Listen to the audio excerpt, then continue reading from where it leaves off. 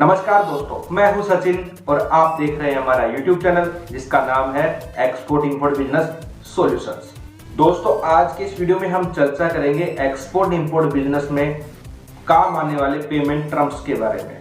जी हाँ, जब भी हम इंटरनेशनल ट्रेड करते हैं या एक्सपोर्ट इंपोर्ट बिजनेस करते हैं तो सबसे पहले दिमाग में आता है कि पेमेंट कैसे लेंगे, पेमेंट की क्या टर्म्स होती हैं, क्या हमें क्रेडिट पे काम करना पड़ेगा या पेमेंट का क्या गारंटी रहेगी।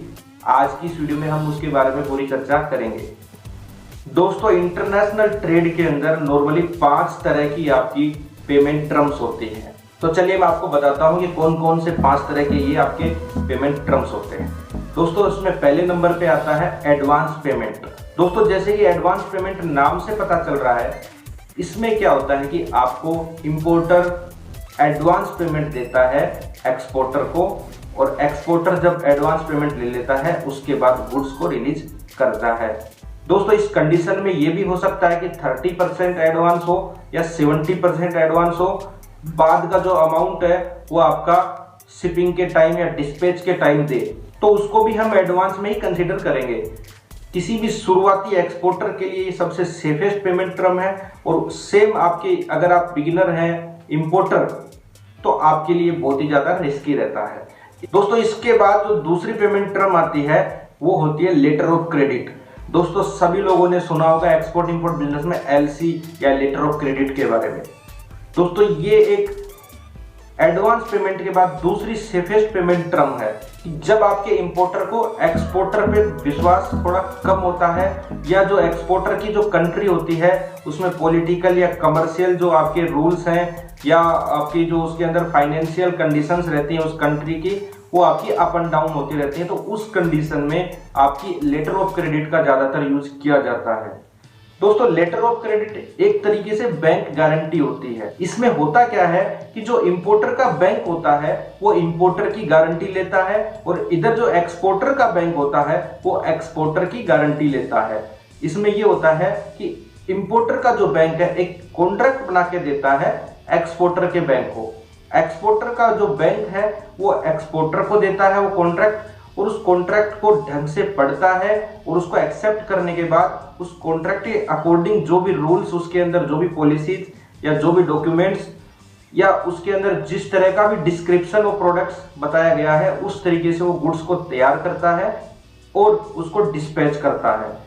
जब वो डिस्पैच कर देता है तो उसके बाद जो आपका एक सेट ऑफ बिल, एक आपका बिल ऑफ लेडिंग जिसको बोलते हैं, उसके अंदर काफी सारे आपको मैंने बताया था pre shipment and post shipment documents के अंदर कि कौन कौन से डॉक्यूमेंट्स होते हैं, उसकी पूरी कॉपी एक्सपोर्टर अपने बैंक को देता है, और एक्सपोर्टर का बैंक उसको एक्सेप्ट करने के बाद इंपोर्टर के बैंक के पास भेजता है। इंपोर्टर का बैंक उसको इंपोर्टर के पास भेजता है ताकि वो गुड्स को रिसीव कर सके। रिसीव करने के बाद इंपोर्टर का बैंक चेक करता है कि जो कॉन्ट्रैक्ट था, जो लेटर ऑफ क्रेडिट था, उसमें जो पॉलिसीज थी, जो टर्म्स थी, उसके अकॉर्डिंग डॉक्यूमेंट्स आए हैं या नहीं आए हैं। अगर उन टर्म्स को फॉलो किया है पूरी तरीके से एक्सपोर्टर ने, तो इंपोर्टर का बैंक उस पेमेंट को रिलीज कर देता है एक्सपोर्टर के बैंक तक, और एक्सपोर्टर का बैंक एक्सपोर्टर को रिलीज कर देता है उस पेमेंट को। दोस्तों, लेटर ऑफ क्रेडिट के बहुत सारे टाइप्स होते हैं, इसके लिए मैं एक अलग से वीडियो बना दूंगा, उसमें आपको क्लियर कर दूंगा कि कौन कौन से टाइप्स आपको यूज लेने चाहिए। दोस्तों, ये पूरी तरीके से सेफेस्ट पेमेंट टर्म है क्योंकि इसके अंदर आपके दोनों बैंक इन्वॉल्व रहते हैं और दोनों एक्सपोर्टर और इंपोर्टर भी इन्वॉल्व रहते हैं, तो इसमें आपको फ्रॉड होने की कोई संभावना नहीं होती है। तीसरे नंबर पे जो पेमेंट टर्म आती है उसका नाम है कलेक्शन। दोस्तों, ये एक तरीके से डॉक्यूमेंट्स अगेंस्ट पेमेंट टर्म होती है। इसमें क्या होता है, इंपोर्टर आपका डॉक्यूमेंट्स, जो आपका बिल ऑफ लेडिंग है, आपका सेट ऑफ बिल है, आपका कमर्शियल इनवॉइस है जिसमें कि पैकिंग लिस्ट है, और जो भी आपके सर्टिफिकेट्स आपके इंपोर्टर ने मांगे हैं उन डॉक्यूमेंट्स का कलेक्शन इंपोर्टर करता है, उसके बाद पेमेंट को रिलीज करता है। तो ये 2 तरीके से होता है, डीए और डीपी। डीए मतलब होता है डॉक्यूमेंट्स अगेंस्ट एक्सेप्टेंस, और डीपी मतलब होता है डॉक्यूमेंट्स अगेंस्ट पेमेंट। तो बात करते हैं डीए की। डीए में होता क्या है, इसमें आपका इंपोर्टर आपके जो डॉक्यूमेंट्स होते हैं उसको एक्सेप्ट करने के बाद पेमेंट रिलीज करता है। उसमें जो पेमेंट की जो डेट होती है वो आपका 15 दिन बाद भी हो सकती है, 30 दिन बाद भी हो सकती है। जो आपकी मैच्योरिटी डेट होती है वो इंपोर्टर और एक्सपोर्टर डिस्कस करके उसमें डिसाइड करते हैं। तो इसमें क्या होता है कि पेमेंट आपको बाद में मिलेगा, पहले आपका माल डिस्पैच हो जाएगा, आपके इंपोर्टर को मिल जाएगा, उसके बाद ही पेमेंट आपका रिलीज करेगा इंपोर्टर। तो इसके अंदर दूसरा आता है डीपी। इसमें होता यह है कि आपके जो डॉक्यूमेंट्स होते हैं जब इंपोर्टर रिसीव करता है तो रिसीव करने से पहले इंपोर्टर को पेमेंट को रिलीज करना होता है। तो एक तरीके से ये भी सेफेस्ट टर्म मानी गई है। अगर बात करें डीए और डीपी में जो बेस्ट है वो एक्सपोर्टर के लिए डीपी सबसे बेस्ट मानी जाती है। तो ये कलेक्शन पेमेंट टर्म आपका कैश अगेंस्ट डॉक्यूमेंट्स होती है। इसके बाद चौथे नंबर पे आती है पेमेंट टर्म जिसका नाम है ओपन अकाउंट। ये पेमेंट टर्म एक तरीके से क्रेडिट की तरह होती है जिसमें आपके एक्सपोर्टर को इंपोर्टर तक उस माल को पहुंचाना होता है। After receiving the material goods, आपका जो इंपोर्टर है 15 दिन के बाद, 30 दिन के बाद या 1 महीने के बाद या आपका 90 डेज के बाद जो आपकी डेट डिसाइड होती है उस डेट पर इंपोर्टर एक्सपोर्टर को पेमेंट करता है। तो एक तरीके से ये क्रेडिट टर्म होती है। दोस्तों इंटरनेशनल बिजनेस में ये एक तरीके से ये सेफ टर्म नहीं मानी जाती है। तो ये पेमेंट टर्म को हम तभी यूज लेना चाहिए जब एक्सपोर्टर और इंपोर्टर के बीच में ट्रस्ट बिल्ट हो चुका हो या काफी सारी डील पहले हो चुकी हो। तो दोस्तों लास्ट एंड फाइनल जो पेमेंट टर्म है वो है कंसाइनमेंट।